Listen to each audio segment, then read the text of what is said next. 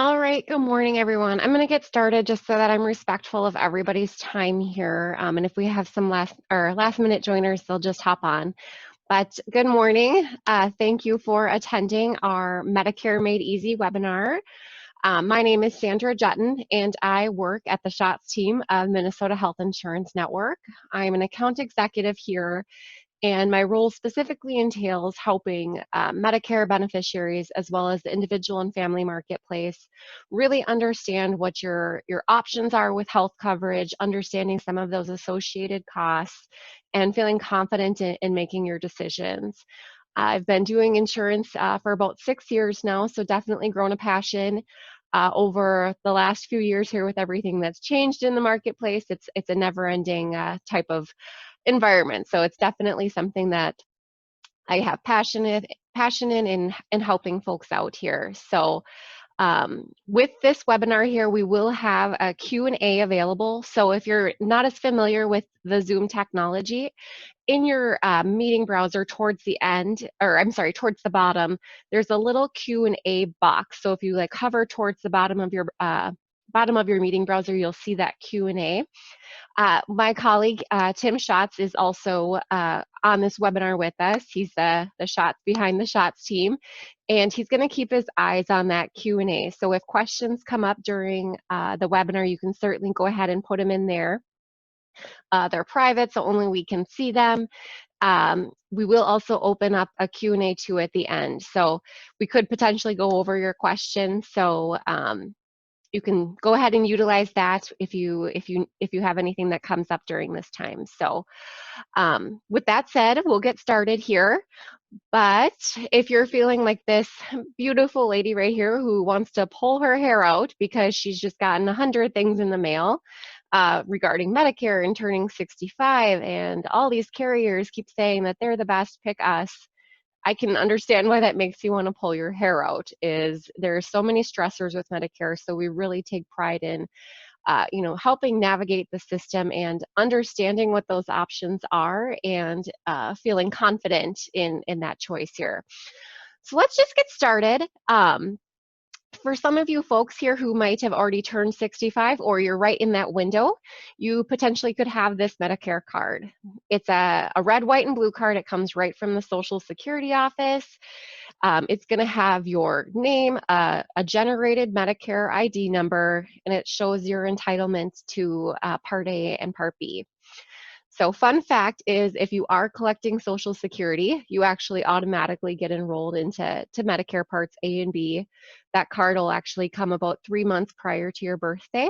So that takes care of that enrollment into Medicare, because it happens just for you. If you're not enrolled in Social Security, you do actually have to apply for Medicare in order to have it. Should that be what you decide to do, I can certainly send you the instructions. We make it really easy to do online. Obviously, with the Social Security offices closed right now, they're not open for people to come in for those face-to-face appointments. So if you're someone who does need help with that application, you certainly can have a phone appointment with your local office to get yourself enrolled. But if you have questions as far as, well, I'm going to continue working, do I really need to enroll? You'd want to talk to me first, just so that we've got all of your bases covered. So we'll keep going here. So Medicare, it's run by the Centers for Medicare and Medicaid. It's a federal government program. Everybody's Medicare coverage looks the same. So you, your neighbor, your friend in a different state, everybody has the same type of Medicare coverage. So let's talk about how you could qualify for Medicare. Obviously, the biggest one that we all know is turning 65. So when you're getting closer to your 65th birth month, that is going to be an eligibility to have Medicare. Another big one that we see is Social Security disability. Now, there's some stipulations with that. You have to have been claiming Social Security disability for at least 24 months before you're eligible for Medicare. And you actually don't have to apply. You're automatically enrolled into Medicare when you hit your 25th month, and they send you the Medicare card right again from the Social Security office, and you'll have that, and you'll have that option to start Medicare then. Another big one is going to be ALS, or they commonly refer that as Lou Gehrig's disease, or end-stage renal disease, which is kidney failure. That is also another automatic qualification for being enrolled into Medicare.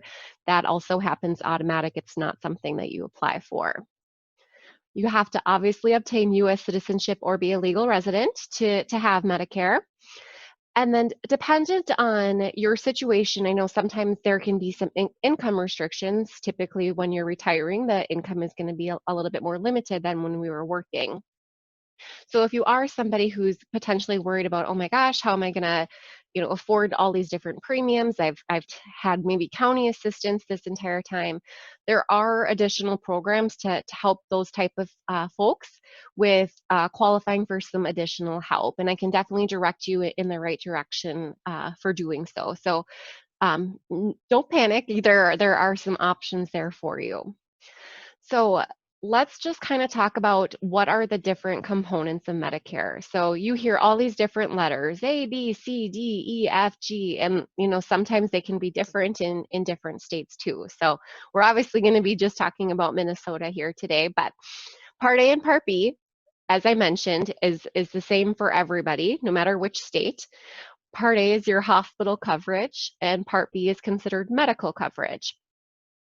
You'll hear this referenced as original Medicare. So again, A and B all tied into the original Medicare benefit. Where things are going to be different are going to be the Part C, which you're going to hear as a Medicare Advantage plan. Part D, which is an easy one to remember, drug coverage.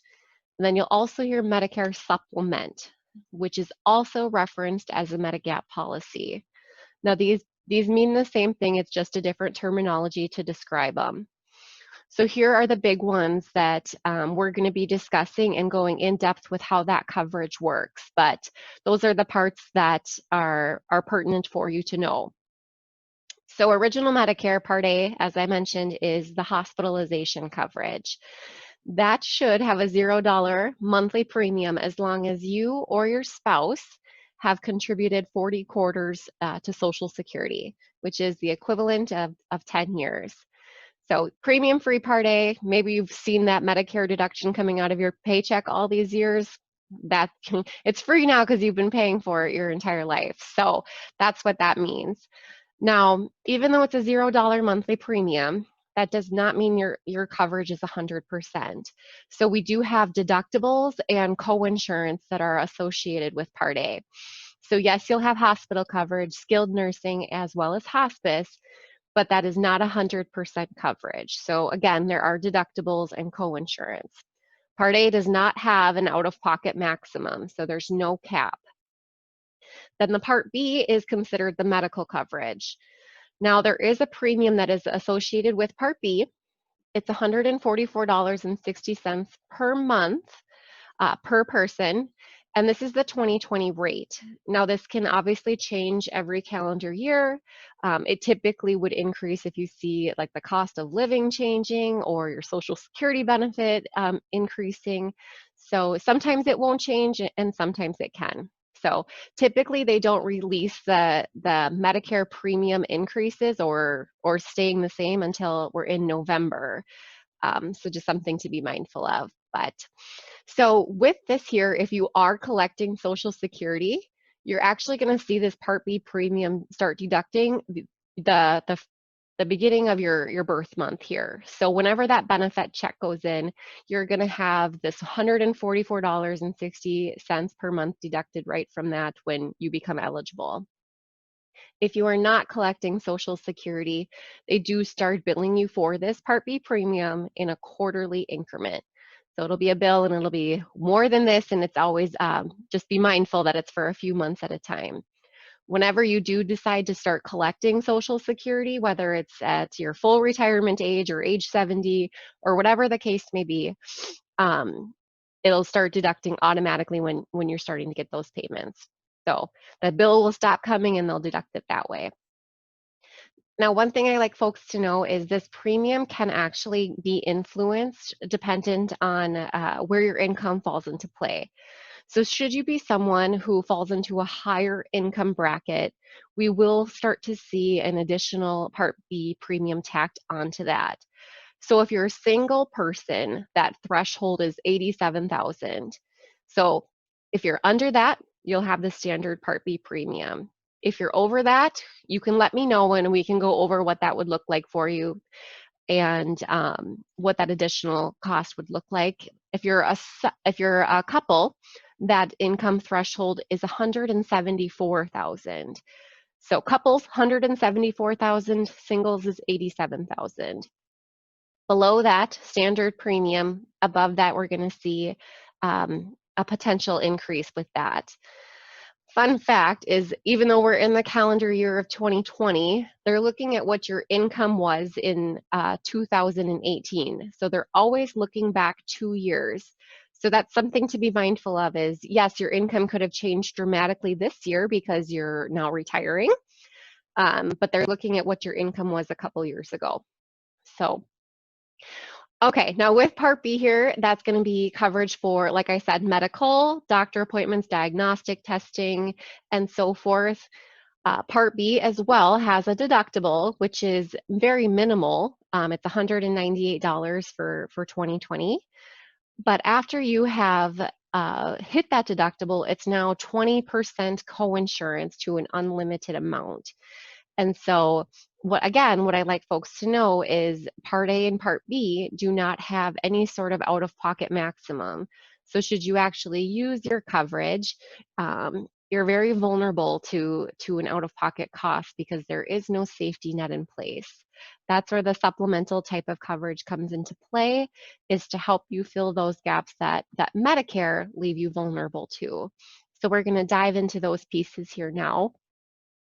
Part C is, again, referenced as a Medicare Advantage plan. The cost for these plans is very wide because there's so many different levels of coverage.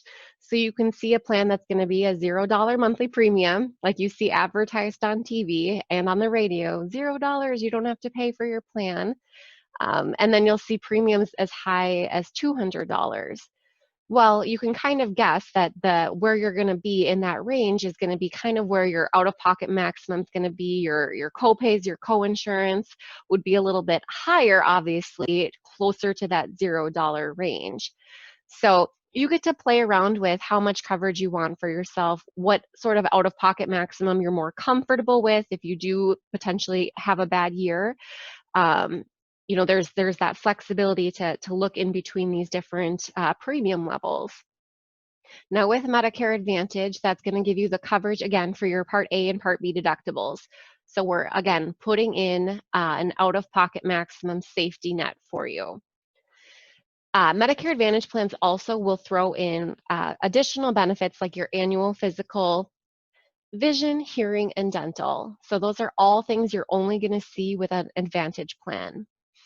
Advantage plans also can offer prescription drugs. So you're going to want to make sure that you're looking at a Medicare Advantage plan that gives you that prescription drug coverage. So that way you've got your Part D in place. So that's just how an Advantage plan works. Advantage plans also are going to have a more favorable looking premium because they do use what's called a network. So a network is how they are able to keep that premium favorable, is they want you to stay with this certain doctors, facilities to make that premium stay there. Whereas we'll jump into a Medigap plan here, which works very, very differently. So again, Medigap is also referenced as a true supplement. These plans are going to have a much higher monthly premium. So we're going to see premiums as high as $220 a month and maybe even an increase from that, because these plans offer you zero to no out-of-pocket maximum. So people who potentially have quite a bit of doctoring or do like a more predicted cost should you actually use your insurance, like to go with a Medigap type of plan so that there's that predictability. One thing I like folks to know is Medigap plans are really the only plans on the marketplace that still have health history questions on their application. And so a Medigap plan says, we'll let you onto our plan, no questions asked, as long as you do so when you're newly eligible to Medicare. So turning 65, you have this window to get onto a Medigap plan, no questions asked. Or 6 months from when Part B went into play, in case anybody's past 65 and they have yet to retire. There's also hope that you can get on the plan too. But 5, 10, 15 years down the road, you're potentially saying, okay, well, my health is at this point, that's just the way life goes. Our health decreases. A Medigap plan might appeal to me a little bit more. Well, we run the risk of not being able to get you on that based on how you answer those health history questions. So I just like folks to know it seems like a now or never type of situation, but it's now and where's my health at down the road. But to jump into how that coverage works, it is also going to give you coverage for your Part A and Part B deductibles. So again, we're installing a safety net, and we're going to see a very minimal to a $0 out-of-pocket maximum. So kind of the Cadillac of coverage. With this, you can see it does not give you things like prescription drug coverage. It's not going to throw in vision, hearing, and dental. So a Medigap plan truly only covers what Medicare leaves you vulnerable to. There are plenty of standalone dental, vision, and hearing plans that you can certainly look into if that is something that is important to you. Sometimes we don't always see it as very competitive coverage, but we can certainly look at those plans too. So if you do want a Medigap plan, as you notice, there's no drug coverage, so we have to pair it with a Part D policy. So remember, Advantage plans can have this all encompassed in one, whereas the Medigap doesn't, so you have to pair it with a standalone drug plan. So Part D, prescription drugs, you're going to see premiums that range anywhere from $13 a month up to $80 a month. So it really is going to depend on what prescriptions you're taking, potentially the frequency and how you're filling your prescriptions, in order for us to decide on what plan is going to be best for you. So we don't just pick a Part D policy out of a hat.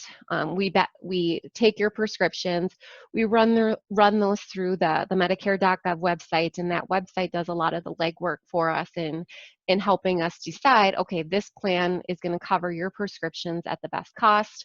Let's go with this. So just a good thing to know. I know that a lot of folks have tons of questions and they hear tons of things in regard to the donut hole, right? It's a scary thing. Maybe they know someone who's had this problem where they're hitting it and they're paying so much. They definitely make it sound a little bit scary. So I like to make sure that we address this part here so that way you have a little bit of knowledge on that Part D. So again, the donut hole is only in reference to your drug coverage. Part D, whether you're on a Medicare Advantage plan or you're on a standalone drug plan, there's no such thing as an out-of-pocket maximum. So Part D drug coverage does not have a cap. That's why we have issues like the donut hole. So any copay or coinsurance that you're paying for retail prescriptions, they unfortunately kind of go to nowhere land, but because there's no out-of-pocket cap. So just something to be mindful of.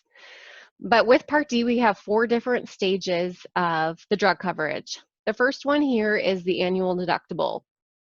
Now, some plans will have a $0 deductible, and some plans could have a drug deductible up to $435. Really important to understand that with your plan, because if you do pick a plan that does have a drug deductible, you might have to satisfy your full drug deductible before the better cost for your prescription kicks in. So, and that's also, again, something we go over with you, but just something to be mindful of is some plans have one and some plans don't. Some plans have deductibles that, don't apply to your very cheap prescription. So it's all something you want to make sure that you're paying attention to with a broker. If you have a $0 drug deductible, you're going to hit stage 2 right away. Otherwise, again, you satisfy that drug deductible and then you'll hit stage 2. So stage 2 is the really great place to be. It's the initial coverage level. This is where you're going to pay the good-looking copays, the good-looking co-insurance for your prescriptions. Now, some of you who might be on like 1 or 2 very minimal, cheap generics, you're going to stay in stage 2 the entire calendar year. So you're not going to run the issue of potentially hitting stage 3. Excuse me. So You can come out of stage 2 and hit stage 3 with what's called the donut hole when you and the insurance carrier have hit a total cost of your prescriptions that hit $4,020. So notice how I said what you and your insurance carrier. So even though you have this great looking copay of $5 for your cheap prescription, maybe that prescription retails at $100. Well, guess what? That's the amount that goes towards that $4,020, so you can potentially hit that donut hole phase. Now, usually our insulins, inhalers, really expensive eye drops, or any sort of specialty medication will get us to that donut hole pretty quick. So should you hit the donut hole, we're now going to be paying 25% of the cost of our prescriptions, whether they are a generic or a brand. So again, whatever that cost of that drug retails at, you're paying the 25% cost. So you can see it could jump up pretty dramatically there. There can be some relievement. You can come out of the donut hole. In order to do that, though, it is only when you have paid $6,350.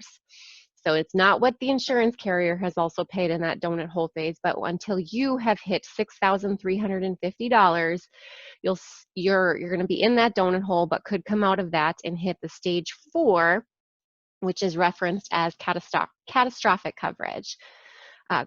Much better place to be. You're going to see some relievement in that with only having to pay 5% of the cost of your prescriptions, whether, again, they're generic or they're brand.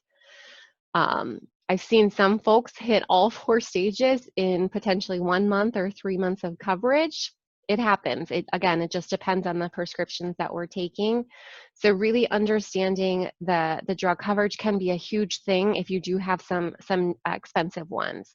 So you really want to make sure that when you're working with your broker that you're being explained those costs and why this plan is better potentially than that plan with the cost of your prescription. So sometimes prescriptions can come down to what plan we recommend. So it can potentially be a big one. But moving on from the donut hole here, we're going to talk about how you can enroll, when I can enroll. So the biggest one is the initial enrollment period. This is the time when you're first eligible for Medicare.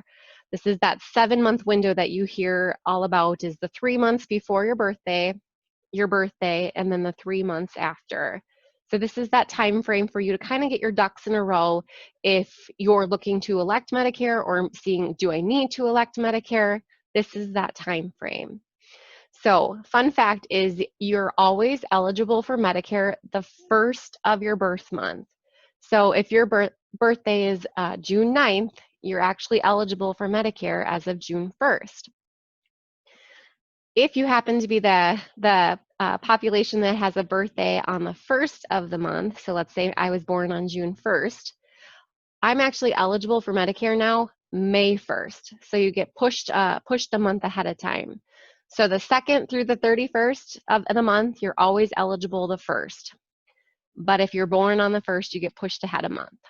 So good thing, because who remembers their golden birthday anyways on the 1st? So now you have something to, now you have something else that's going for you, is you can start Medicare a month ahead of time. But you have that 3-month window.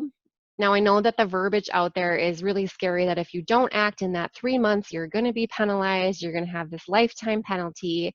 That is not necessarily true. You really do have those 3 months, the 3 months before, to really get everything lined up. You do not need to act immediately on the 1st of that 3rd month. So you've got that whole window of time to start. So whether you start your enrollment and your application process in that 3rd month or the 1st month, your coverage cannot start any sooner than the 1st of your birth month. So just something to be mindful of. If this is the time too where you're like, well, I might continue working, I have the access to my employer coverage, do I need to do this?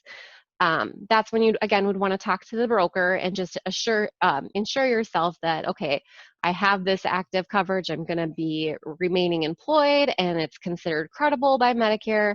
Then you technically might not have to do anything. But again, verifying that with a broker is very important. The second one we're going to talk about is the open enrollment period. So they reference this also as the annual election period, AEP. That's how you see it kind of advertised all over TV and the radio here. But this is the busy time of year for us in the insurance world here. This is this window of time for folks who are already on some sort of supplemental coverage, giving you a window of time to look at potentially switching for the next calendar year. So October 15th through December 7th, again, every year, you have that time to shop around and look to see if you need to make a switch to something else for January 1st. Now, again, working with a broker, you have that ability for them to review your coverage, see if there was any dramatic changes with insurance for you that calendar year. Maybe some pretty expensive prescriptions got added. Maybe some pretty expensive prescriptions got removed. Maybe there's a specialist that you're going to need to see consistently into the next calendar year. You really utilize this time to talk to your broker and see, do I make a switch so that there could be a cost savings. This could be huge because you could save hundreds or even thousands of dollars by making a switch if you are understanding that coverage. So taking advantage of this is a huge deal. So the last one we'll talk about then is the special enrollment period. This is more so for folks who decided to keep working past 65. So great for you if you loved your job and wanted to keep working. This is called a special enrollment period. So let's say you're now 67 years old and you're thinking, okay, I'm going to retire. I want to get all my ducks in a row and get Medicare going here. So obviously we want to make sure you establish a retirement date. That's important because we want to know when we need to get Medicare put in place. But really, you only need about 60 to 90 days of planning to get everything put in place for Medicare. As far as paperwork concerned, they won't even let you submit any sort of paperwork until you're in a 60-day time frame. But so 60 days gives us plenty of time to put Medicare into place for the first of the months that you need that coverage to start here. So there'll be no gap in coverage. Your employer coverage can end on, again, the 30th or 31st of the previous month, and you can start Medicare the 1st of the next month. So again, more so for folks who decided to keep working past that 65 time range. We're going to recap here just because we've gone over a lot of stuff here. How are you supposed to narrow down your supplemental choices? Well, in the state of Minnesota, there are 2 different types of options. Now, either option you go with, you have to have original Medicare. So I get that question a lot. Do I need Medicare, or can I just pick up the supplemental coverage? Yes, you need to have Medicare Parts A and B in order to pick that up. So our first option on the left here is having original Medicare, Part A and B, pairing that with a standalone drug plan as well as a Medigap policy. That's your first option. Now remember, that is going to be giving you that kind of more of that Cadillac coverage, the more predicted type of cost, because you're paying a high monthly premium to see minimal to no out-of-pocket. Second option, again, is that Medicare Advantage plan, or you'll hear Part C.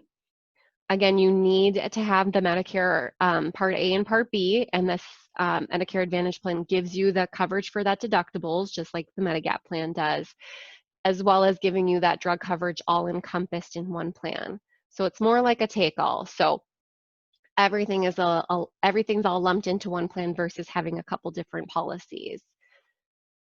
So choosing a plan can be extremely overwhelming. I like folks to know in just Minnesota alone, there are 26 Medigap policies.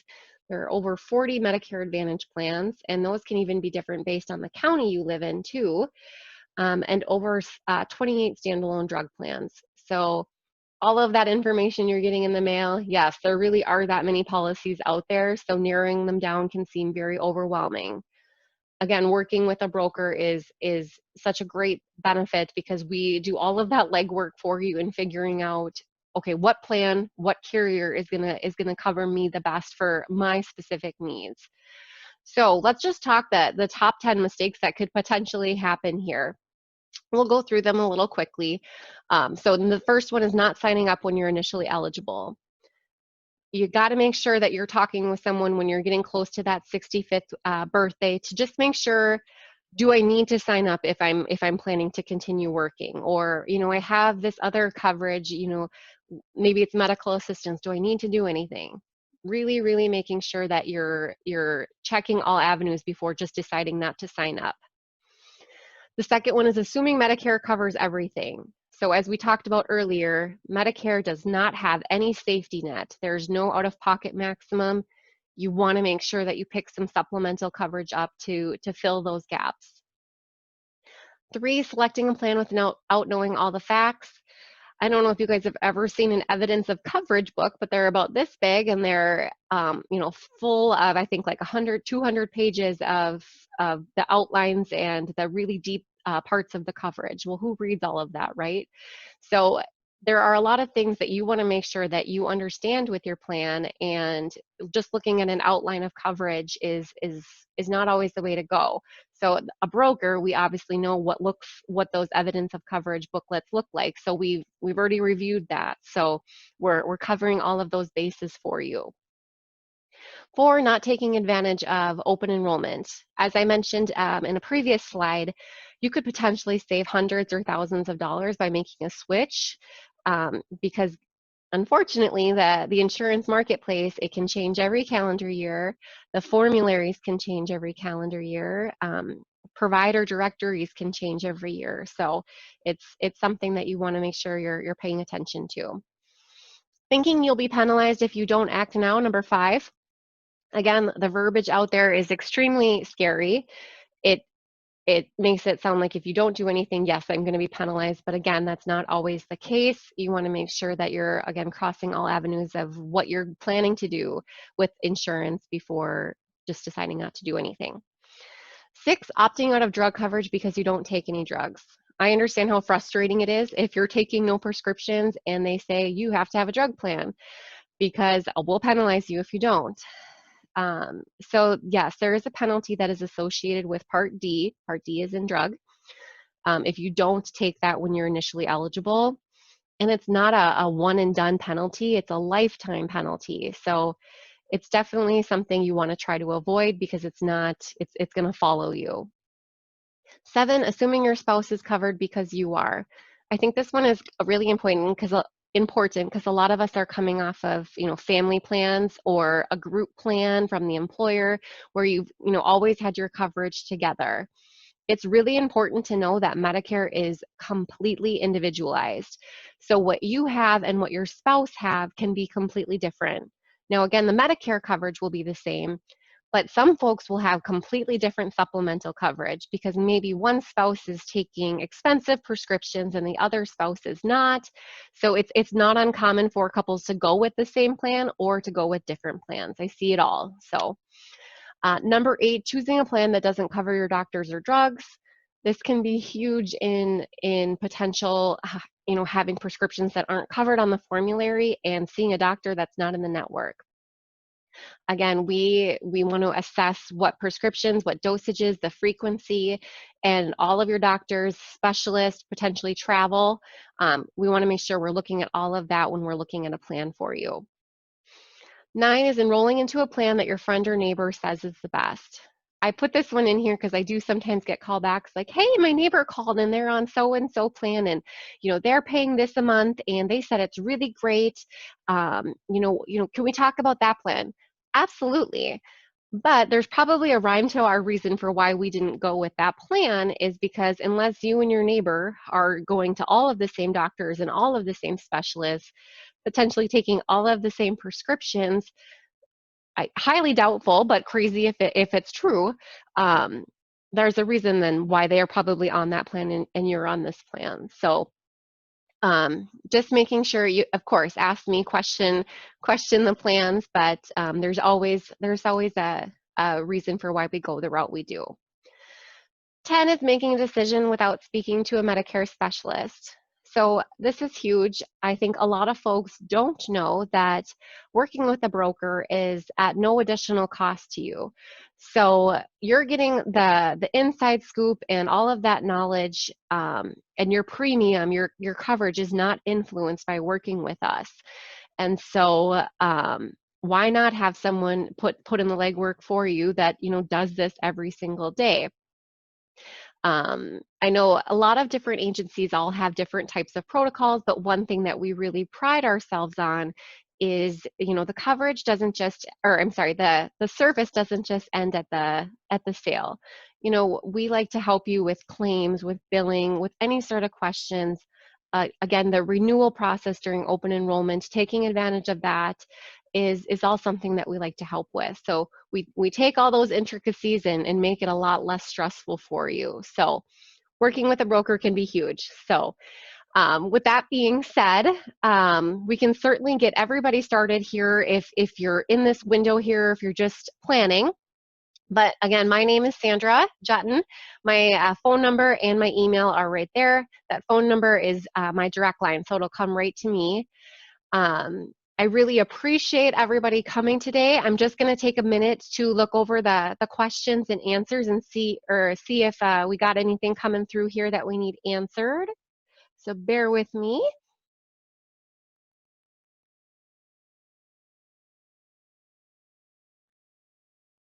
All right, it looks like we've got that here. Okay, so when is the enrollment period for your second year? So I'm assuming you mean you're probably past 65. Um, so if you're past 65 and now you're 66 or 67, the enrollment period you're going to be utilizing is the special enrollment period. So if you're planning to retire, let's just say at the end of summer, and you're needing coverage for September 1st, your SEP window, that special enrollment window, is going to be the 2 months prior. So if you're looking again for coverage September 1st because you're retiring in August, we would help you, you know, in the month of July, in the month of August to get everything lined up for September 1st. So let me know if that answers your question. Otherwise, just give me another one here. I will tell you too, just waiting for questions to potentially come through. When you guys log off, there will be a survey that comes through to your email. Really appreciate it if you could just let us know how we're doing. You know, if there's anything that you were hoping to be covered that wasn't mentioned, please let us know, because if we can definitely enhance this webinar, that would be obviously beneficial for everybody. So wanting to make sure we're doing good here. And all right, making sure. Can I have Part A without Part B? I am not Social Security eligible. So this question is a great question. You can have Medicare Part A without having Part B. So again, if you're collecting Social Security, you're automatically enrolled into both of them. You are able to decline Part B coverage when your Medicare card comes. If you're not collecting Social Security, you actually, again, have to go online to enroll in Part A, and then there's a button that says, do you want Part B? And you would hit decline. Now remember, you're only hitting decline because you have active employer coverage or you're on your spouse's active employer coverage. Part A will usually be secondary to employer coverage. Again, it should be free to you, so a lot of people decide to enroll in Part A when they're in their birth month window. Okay, if you're not working and on Medicare, when can you change plans? On your birth date or December? Okay, if you're not working and on Medicare, when can you change plans? So this question can be a little open-ended. So again, the question was, not working on Medicare, when can you change plans? So if you're somebody who's already on Medicare and you had some supplemental coverage, so you picked an Advantage plan or you picked a Medigap plan, the window of time to change is October 15th through December 7th.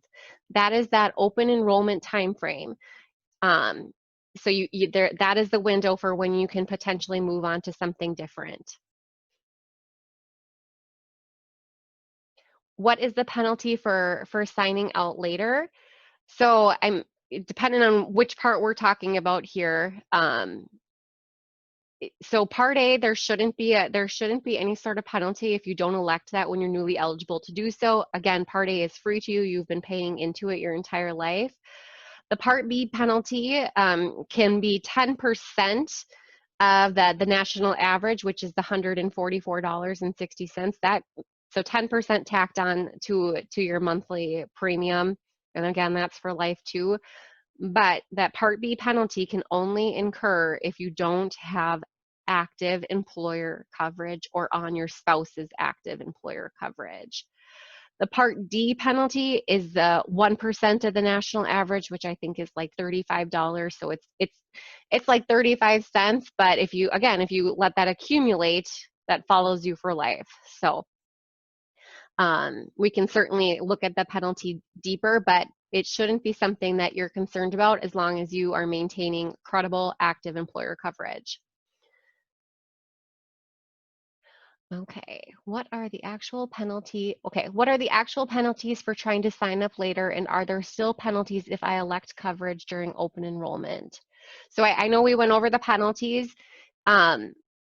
If you're somebody that did not elect any sort of coverage in your 65th birthday, the open enrollment period isn't a time when you're just able to pick up coverage actually. So this gets into a whole new ballpark where you'd probably want to talk to me directly, but there's what's called a general enrollment period with Medicare, which happens between January and March. And that is at the time for folks who decided to honestly just do nothing and now want to pick up coverage. Okay, any opinion on the combined state retiree medical plan, Blue Cross versus Medicare Advantage or medical? I meant Medicare. Okay, any opinion on the combined state?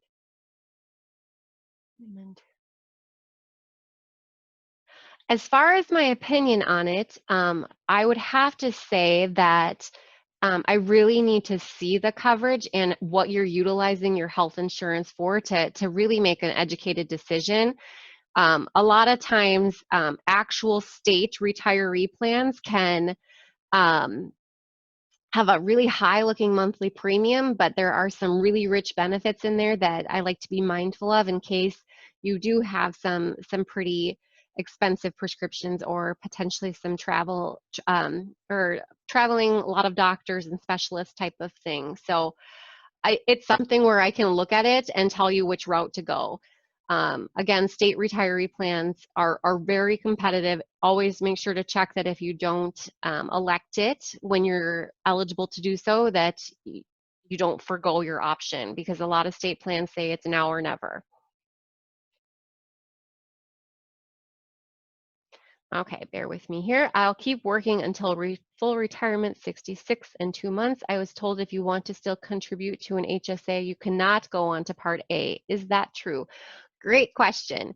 So if you're going to continue working and you're going to be 65, if you're planning to contribute to an HSA, do not enroll in Part A, because as soon as you've enrolled in Part A, your HSA contributions have to stop. I would tell you too that whenever you're kind of planning that retirement date in your head, try to stop those contributions to your HSA about 6 to 8 months prior to that retirement date. Because what happens is you enroll in Part A and it backdates.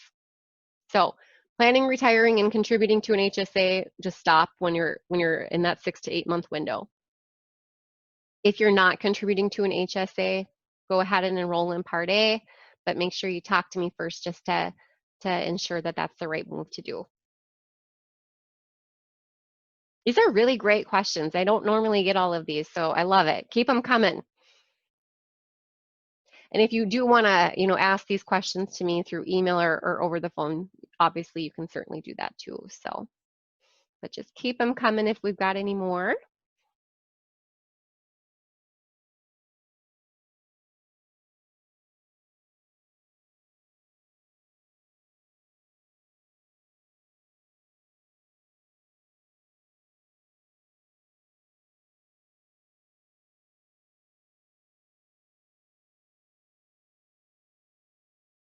keep it open here for just a few more minutes in case anybody else has any questions. Again, I appreciate everybody, taking time out of your day. I know it's some crazy times we're in right now with the world, and we're all trying to become better knowledge here with all of these different tech lines of support so that we're able to communicate with each other and still be able to see each other. So we're all learning here with this.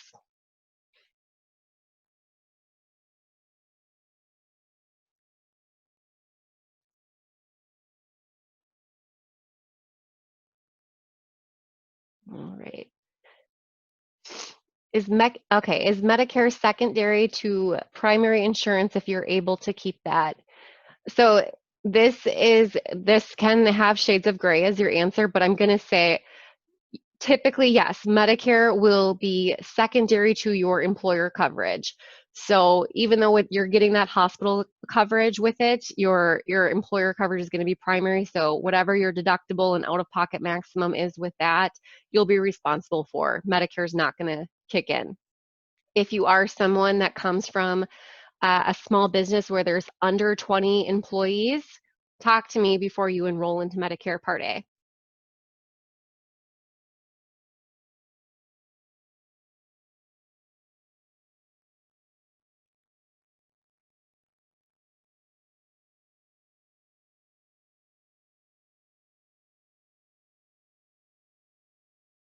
All right.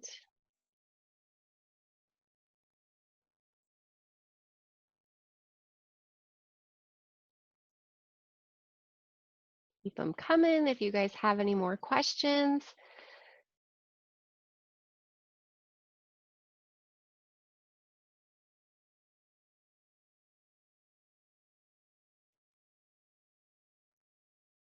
Giving everybody time to potentially type up a question because it's harder to type it than ask live.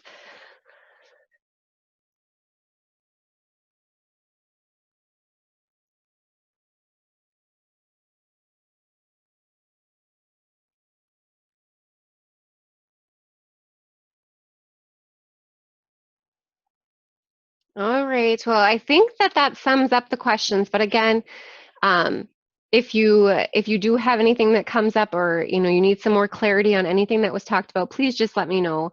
And if you can fill that survey out. But I'll give it just another minute here. But I'm gonna take myself off video, and I hope everybody has a really great rest of the day.